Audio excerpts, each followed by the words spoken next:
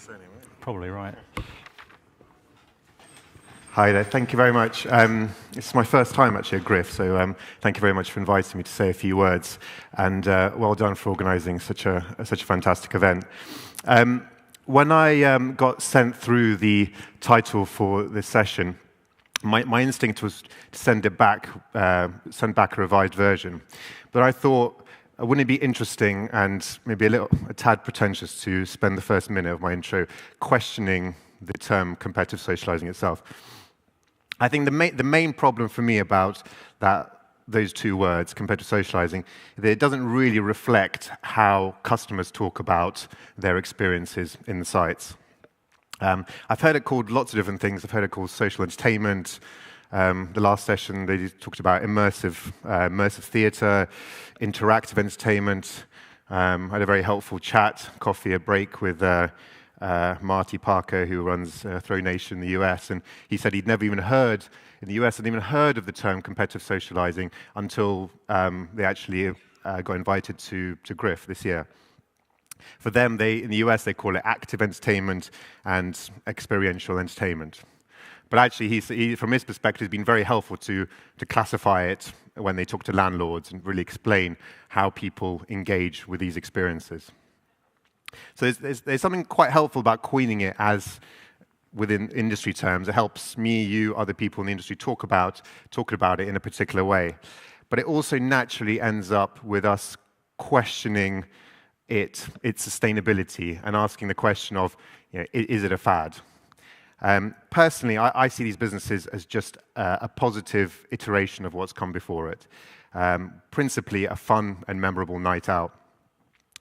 For me, the fundamental consumer need has not changed, but how consumer expectations and how we as the industry react to it has changed.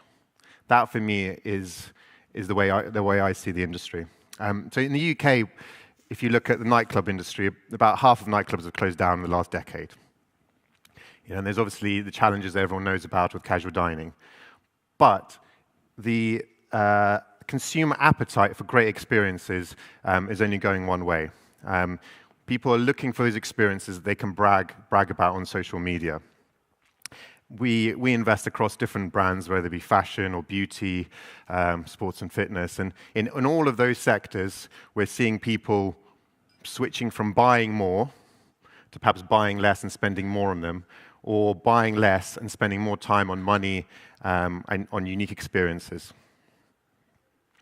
And what I found interesting is how the sectors are now merging. So where it used to be kind of hospitality, and it used to be sports, and there used to be kind of the cinema industry. And what we're seeing now is that all those sectors are interacting in very interesting ways. So in the UK, you have the likes of Everyman Cinema, or you have Secret Cinema, who do a fantastic job of creating an experiential experience. But it's a fantastic experience where you have the cinema bit as just only a portion of the overall activity. I was just reading yesterday about how the Jockey Club is planning on taking horse racing into urban areas, so kind of taking a lesson out of the success of 2020 cricket in the UK. So even sports activities are now going to be competing for the pound spend of a normal hospitality. At Piper, we are obsessive about the customer, and we're always trying to look at things through the lens of the customer.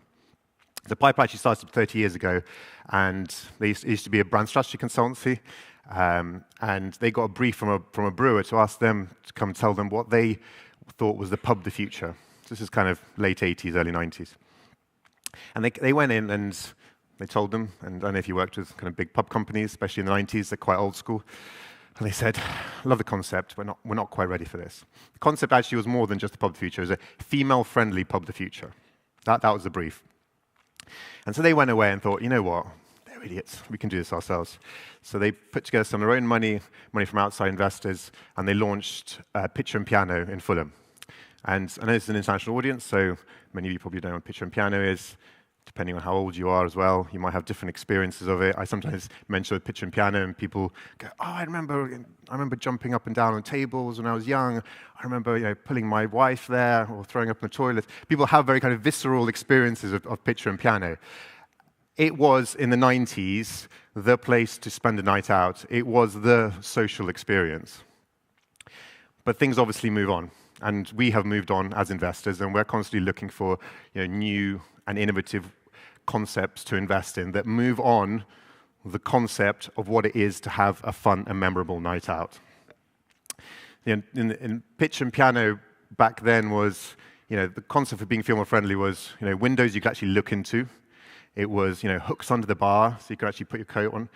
A simple drinks menu, no wine list, and of course a kind of central grand piano. That was the revolutionary experience. That's what was good enough, or even better than good enough, back in the 90s. That is just something, obviously, we take for granted these days. And since then, we've invested in brands like Be At One cocktail bars, a very kind of millennial night out brand, lounges, all-day cafe bars, Flatiron, which is a kind of very good value for money steak restaurants, Turtle Bay, Las Iguanas, Hickory Smokehouse, amongst many other brands. And for us, each of them is challenging the notions of what it is to spend a night out. As a result of our kind of slightly quirky beginnings, we have quite a varied team at Piper. So I myself come from a kind of a brand communications consultancy background, and other people at Piper come from e-commerce, operations, finance, obviously, consumer insight, marketing background. So we're kind of quite an eclectic mix of people that have come together to help brands scale better and quicker, not too quickly. And we find that model works really well. So we always look at things in a very holistic way. So, for example, when we sit on the board, we have two non-execs. One person is more from the financial world, more from the kind of brand comms background. And it creates a very helpful tension when you're discussing growth strategies. So I joined Piper about 7 years ago. And that was really, part of my role was really to help our brands and Piper to really think about what are the consumer trends that are going to be shaping all the industries and all the sectors that we invest in, whether it be hospitality, fashion, beauty. And as part of that, we spend a lot of time talking to customers and talking to consumers. And we do that both quantitatively through online research. We do that, and we actually really love talking to people face-to-face, whether it be focus groups or actually just talking to people in sites. So I wanted to share some of the highlights of some of that research that we've done. From a quantitative perspective, we spoke to 2,000 18 to 44-year-olds who are kind of nationally representative of the UK. And the idea was really to work out how people's behaviors and attitudes towards having a night out. So we had competitive socializing kind of, in the mirror, but that wasn't how we explored it. We started the hypothesis, this is just a new and innovative night out. So how do people spend nights out? 2/3 of 18 to 44-year-olds in the UK say they're increasingly looking for more fun and unique nights out. That's what they told us. 6 in 10 say they're going out less often, but spending more on fewer, more fun and unique nights out. I mean, those two stats on their own, for me, suggest there is, a real appetite there for new and innovative experiences. We also spoke to people face-to-face. I remember one conversation with a couple of lads from Essex. I remember the guy turning to his mate and saying, this was actually in the site of one of the operators, and saying, I know what he's been up to. I see his streams of random posts all the time on Facebook and Instagram, and we chat all the time on WhatsApp. So what I've got really not much to say to him anymore. So it's really nice to come here, have a few pints, play a game, and chat shit. That was literally his words, right? In the age of social media, catching up, which is what people used to do with mates, is not the same as it used to be. It's boring. You can't know everything about that person. There's another guy I remember speaking to who was there on a birthday, so she's organized the birthday party. And I remember speaking to her and she's going, this is kind of like this sense of gratitude of like, thank you so much for helping me organize this birthday. Because not only do I hate my birthdays generally, but secondly, I hate having to organize big groups of people. And actually, looking at our survey, it's very interesting. The same thing came out. 6 in 10 said that it's hard to find fun and unique things to do on a night out with a large group of friends. Two-thirds prefer having a night out in places where they can eat, drink, and take part in activity, all in the same location. What's great about these venues, when I go into them, is that a lot of them are attracting the types of people you wouldn't normally attract. You know, if you go into Flight Club, you see more than half the people there are women in a sport which is traditionally a kind of a fat, middle-aged men drinking pints. And I think that's fantastic to see. You go there in January and you see people, playing ping pong or doing escape rooms when they're not drinking alcohol. It is a solution to. It is a night out solution for a much broader range of people. I also spoke to quite a few workers, and I think the corporate side of these type of businesses is really important to understand. And the concepts that I've spoken to, at least 40%, if not the majority, are actually coming from corporate bookings. And it's a big market. So on average, UK employers spend £36 on an employee on a work night out. And in London, 20% spend £50 or more. And they're looking for something different. 7 in 10 say it's much more fun to go drinking with colleagues alongside an activity entertainment. There was one girl who was an office manager who I was speaking to, and she'd organized a work night out, and she turned around and said, I find it's my role. I've been given this task at work to go and organize every month an activity for my work. She didn't really enjoy that job. And she's going, this is such a godsend. I don't have to be, they do all of the organizing for me, and on the plus side, I don't have to be stuck with Glenn and the boring accountant talking to him in the corner.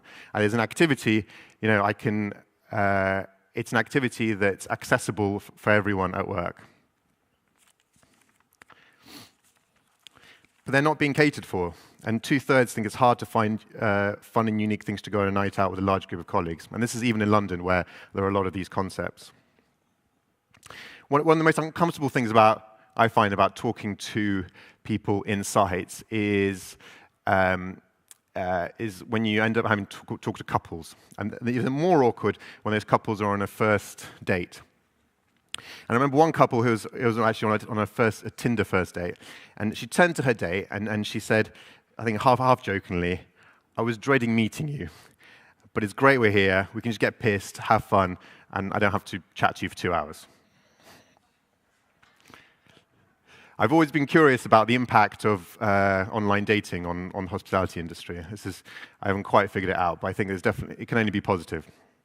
But in our survey, we did ask some questions about dating, and so 2/3 of millennials prefer to do an activity or go somewhere with entertainment for a first or second date. Half agree that a date night out with activity or experience feels more special, and that they're increasingly looking for more interesting date nights. And the spend opportunity is massive. 30% spend on average £40 or more, and about a fifth spend £50 or more on a first or second date. So there's a lot of spend to capture there. None of these behaviors are new. They are still that fundamental consumer need for fun, memorable nights out. What has changed is consumer expectations of what that night is. And that part of that is being led by us, the industry, saying, actually, this is better than that.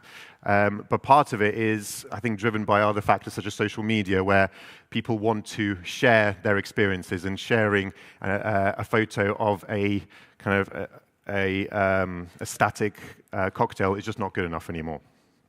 So consumer expectations are up, and we in the industry have to respond to it. Amongst all this, as investors, our job is to look for great businesses. And we slightly struggle with this sector for a number of reasons.